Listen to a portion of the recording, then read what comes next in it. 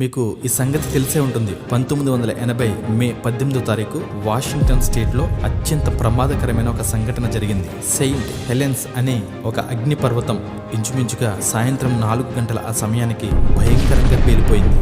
ఆ భయంకరమైన శబ్దానికి, ఆ విస్ఫోటనానికి జరిగిన నష్టం 20 లక్షల గృహాలు కాలిపోయాయి. 47 వంతెనలు నాశనమైపోయాయి. 15 మైళ్లు దూరం కలిగిన రైల్వే దారులు, 295 కిలోమీటర్ల రహదారులు ధ్వంసమైపోయాయి. 1300 అడుగుల ఎత్తు వరకు లావా విరజిమ్మింది. 75 మంది కాలిపోయి బూడిదైపోయారు. ఇప్పటికీ ఆ ప్రమాదపు ప్రభావం కనబడుతూనే ఉంది. ఆ పేలిన విస్ఫోటన శక్తి ఎంత అంటే 10 మిలియన్ టన్నుల TNT, అంటే ఇంచుమించుగా 500 ఆటం బాంబులు పేలినంత శక్తి.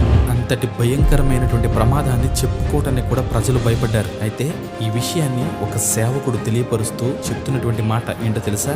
దేవుడు చేతి పని అయినా ఆ చిన్న పర్వతానికి అంత శక్తి ఉంటే అసలు దేవుడికి ఎంత బలం ఉండుంటుంది, ఎంత శక్తి ఉండి ఉంటుంది. గర్జనలు చేయు ఆయన మహాబలము ఎంత అనేది ఎవడు గ్రహింపగలడు? ఆయన శక్తిని ప్రేమ రూపంలో మాత్రమే చూపించాడు. ఆయన ఉగ్రతను భరించేవాడు ఎవ్వడూ లేడంట. Be careful.